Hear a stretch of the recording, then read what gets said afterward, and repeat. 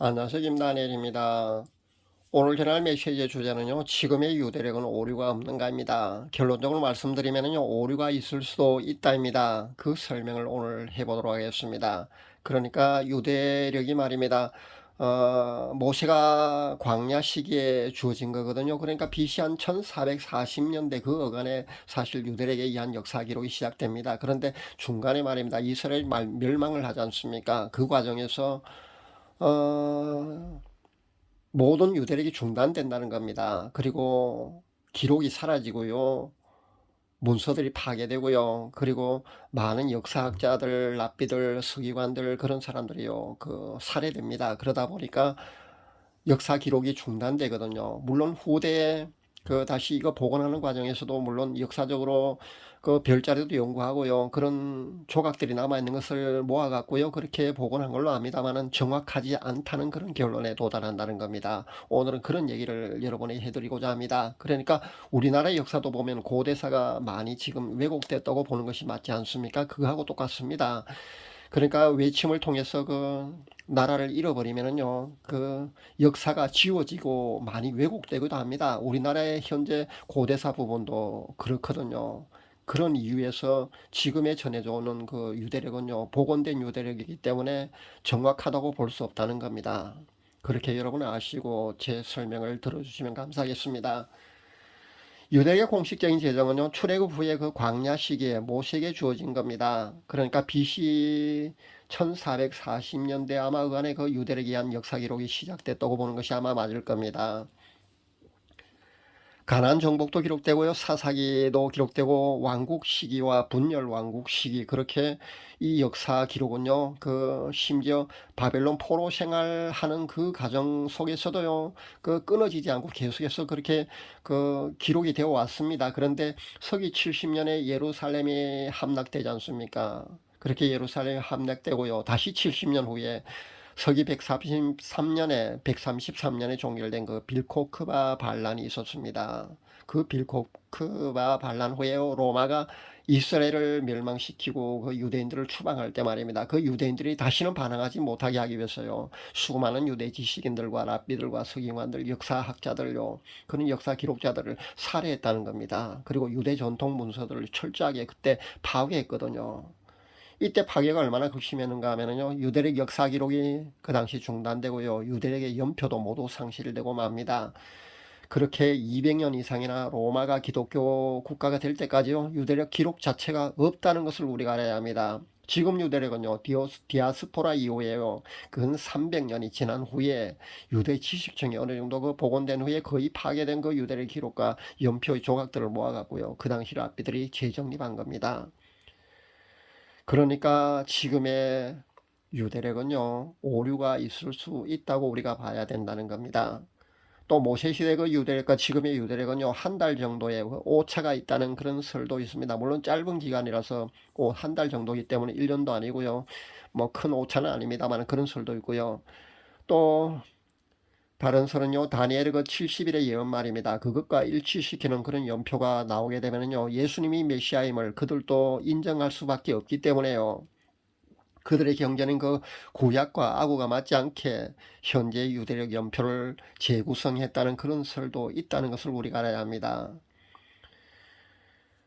마크 빌츠 목사가 최근에 그 저서를 냈습니다. 그 책을 저도 갖고 있거든요. 그 책을 부산에 계시는 그 구독자 한 분이 제게 보내왔습니다. 달력과 함께요. 그 유대력 달력이 하면 올해가 5783년입니다. 그러니까 정확히 말하면 태음력이니까요. 작년 9월 25일 저녁부터 사실은 5783년이라고 보는 게 맞습니다. 그 유대력 달력도 제가 갖고 있는데 분명히 5783년입니다. 지금은요. 그런데 마크 빌츠 목사가 50년마다 그 희년이 겹쳐진다고 그런 특별한 한일이라고 그렇게 마크 빌차가 아마 그 목사가 그렇게 주장할 겁니다. 그런데 이렇게 우리에게 전해진 거 지금의 이 유대력 말입니다. 이것이요 모세 시대 유대력과 분명히 같은 것이 아니라는 주장에요. 전 무게를 두고요. 그 오류가 있다고 저는 인정합니다. 그렇다면요 한일가 아마 더 미궁 속으로 빠져들 수밖에 없는 것 같습니다. 어느 정도 그 모든 것을 감안해 본다면요, 충분히 오류가 있을 수 있다고 저는 그렇게 단정을 합니다. 그러니까 지금 전해져 내려오고 있는 그 유대력 말입니다. 그것은 여러분 참고 정도만 해야 된다는 겁니다.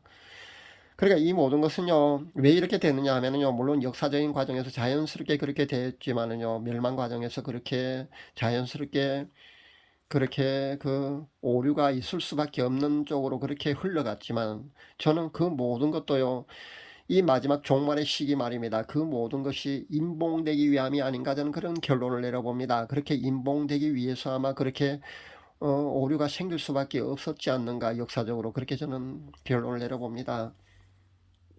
모든 예언요, 그 사실 그 시기가 인봉되어 있습니다. 작든 크든요, 모든 예언은요, 경점 정도만 그렇게 도출됩니다. 저도 예언을 받아보지만은요, 정확히 그 시기가 언제라고 밝혀본 적은 한 번도 없습니다. 그리고 그 시기가 도출되지 않습니다. 그렇게 밝혀지지 않거든요. 그렇게 게시되지 않기 때문에 가끔씩 예언을 언제라고 정확히 그렇게 말을 하는 사람들 있죠. 그것은 여러분 그냥 가짜라고 보시면 됩니다. 왜냐하면 그 시기는 절대 비밀이기 때문에요. 절대 밝혀질 수가 없는 부분입니다. 아마도 성부 하나님의 고유 권한이기 때문에 아닌가, 저는 그런 생각을 해봅니다. 그래서 하늘의 천사들도 모르고 아들인 예수님도 모르고 오직 하나님 아버지만 아신다고, 예수님조차도요 그렇게 휴거나 재림의 시기에 관해서 아마 함구하신 것이 아닌가, 저는 그렇게 생각합니다. 사도 바울도 분명히 휴거나 재림에 관한 그 종말론의 그 시기, 종말에 관한 그 시기를 언급할 때 말입니다. 그렇게 경점 정도는 우리가 알 수 있지만은 그 시기를 우리가 정확히 알 수 없다고, 그 영역은 분명히 하나님의 영역이라고 그렇게 몇 번이나 그렇게 언급하고 있는 그런 사실을 볼 때요, 분명히 아마 그 미래에 되어질 그런 이런 모든 이런 일들은요, 인봉되기 위해서 아마 그렇게 이런 과정이 있었던 것이 아닌가, 저는 그런 생각을 해봅니다.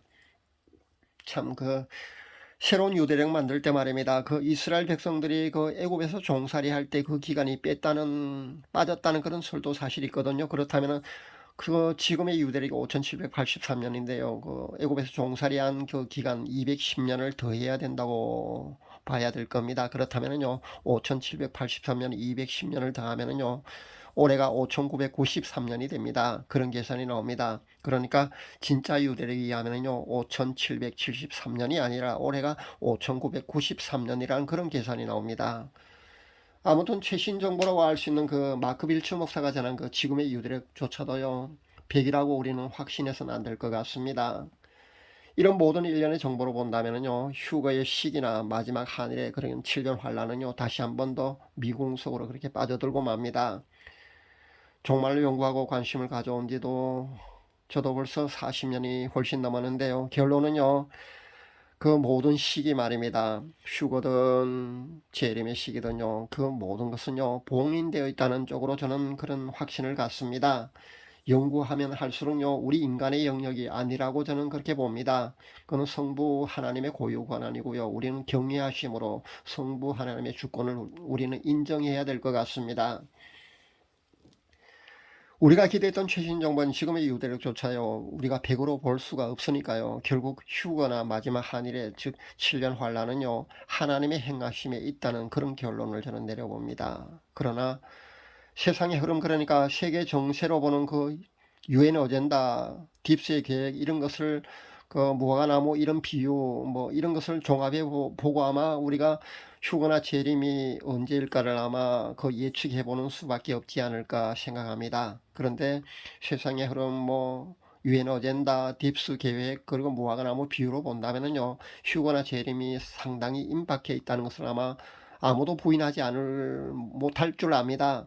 서너 달은 아니라 할지라도요, 아마 수년 내의 가능성은요, 우리가 염두에 두는 것이 맞다고 저는 생각합니다. 그래서 물론 하나님이 연기하셔갖고요, 한 20년 정도 뒤로 그렇게 연기하실 수도 있다는 그런 가능성도요, 물론 열어두어야겠지만요, 바로 임박해는 2030년 안, 저는 한 2026년 정도로 보거든요. 그 2030년 안에 휴거나 예수님의 재림이 있을 수 있다는 그런 가능성을 열어두고요, 거기에 맞춰서 신부단장에 여러분 최선을 다할 수 있기를 바랍니다. 모든 것은 사실 하나님이 하실 일입니다. 그러니까 하나님이 최종적으로요, 인류의 역사를 쓰실 분이시지 않습니까? 그러니까 최종적으로 하나님이 쓰실 겁니다. 그렇게 성부 하나님의 고유 권한이기 때문에 우리는 하나님의 그 주권을요, 그 경외함으로 인정하는 것이 올바른 자세라고 저는 봅니다. 그렇게 여러분도 그 하나님의 고유 주권을요, 고유 권한을 인정해 드리고요, 그렇게 경외함으로 하나님의 행하실 일을 그렇게 바라보면서 그렇게 나아가면 될 줄로 압니다. 오늘은요, 지금의 유대력조차요, 오류가 있을 수 있다는 그런 정보를 여러분에게 전합니다. 늘 제가 강조하는 말씀처럼요, 우리는 그 시기에 너무 집착하지 말자는 겁니다. 그러기보다는요, 신부단장이 우선이라는 겁니다. 우리는 신부단장에 최선을 다해야 할 겁니다. 4분 남았다, 뭐 넉 달 뒤에 휴가가 있을 것이다, 이런 여전히 이런 다급한 메신저들의 외침에요, 여러분 너무 혼란에 마시길 당부드립니다. 날마다 회개와 성화를 추구하는 삶을 살아가는 신부들은요, 아마 이런 외침에 요동치 않을 겁니다.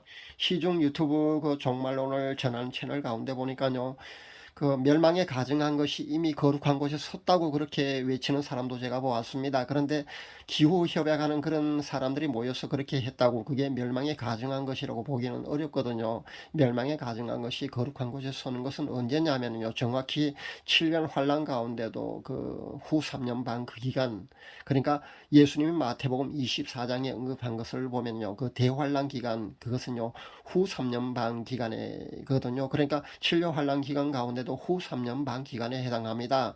그때 설 것으로 보면 됩니다. 그러니까 그 사람이 주장하는 것은요 좀 터무니없습니다. 그 사람은 또 이런 주장을 하는 것을 보았습니다. 최근에 그 국방부가 고체 추진 발사체에 쏘아 올린 거 여러분 보셨지 않습니까?